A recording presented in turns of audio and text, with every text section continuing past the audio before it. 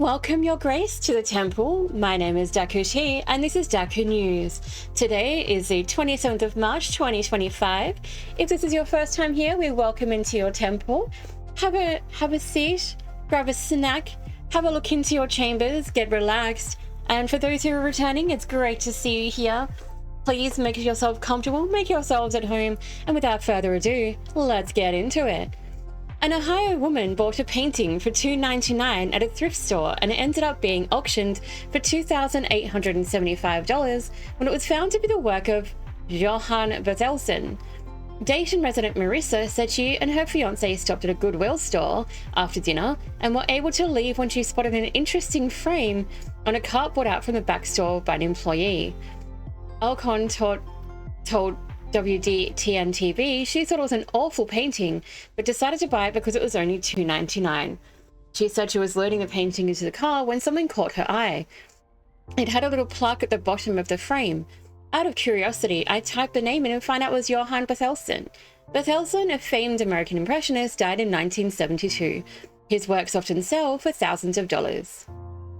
An Australian father and son took to the sky in a glider and broke a Guinness World Record by performing 45 consecutive inside loops.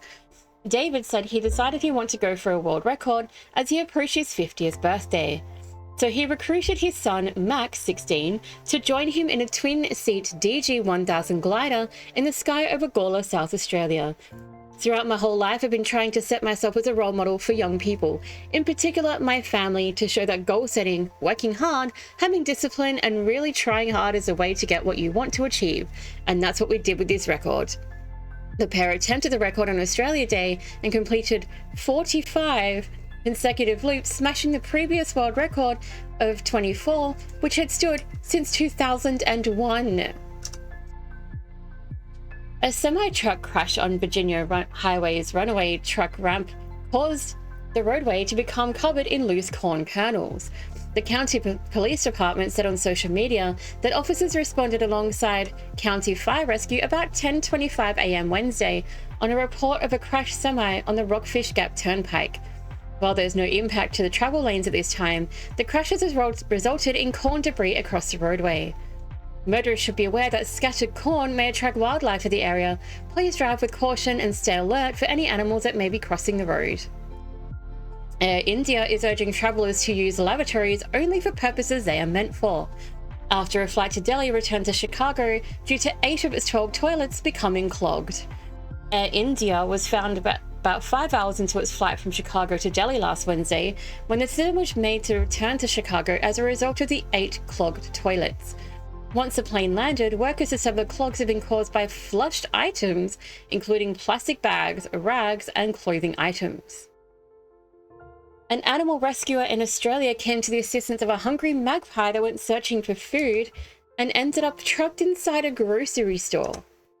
Nigel, owner of Nigel's Animal Rescue, responded to the Coles store in Coburg, North Victoria, where a magpie was found wandering loose through the aisles in a successful search for food and an unsuccessful search for the exit.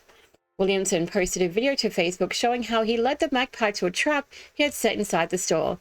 The magpie was taken outside the store and released back into the wild.